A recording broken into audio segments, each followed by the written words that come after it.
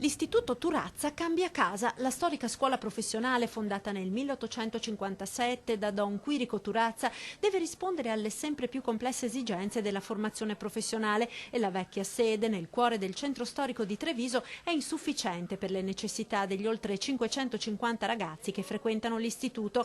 Manca la palestra, l'aula magna, un'aula per le attività multimediali e la stessa collocazione della scuola nell'angusto vicolo dietro la chiesa di San Nicolò rende difficile anche l'installazione di un cantiere per l'ammodernamento dell'edificio. In questi ultimi anni, giustamente, anche per la formazione professionale sono cambiate molte cose.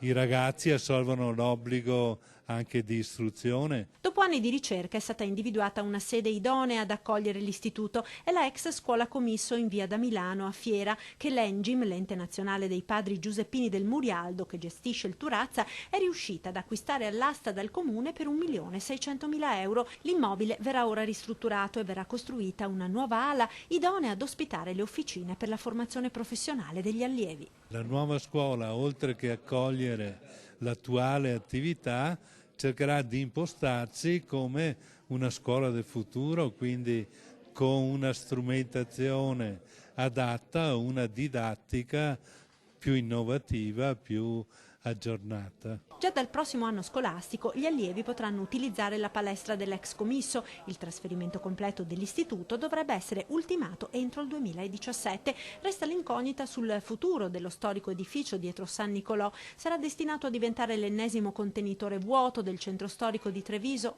Per ora bocche cucite sulla destinazione d'uso del fabbricato, anche se secondo l'IPAB, che resterà proprietario dello stabile, il Turazza, in linea con le attività dell'ente, continuerà ad ospitare attività legate a servizi per l'infanzia o sociosanitari.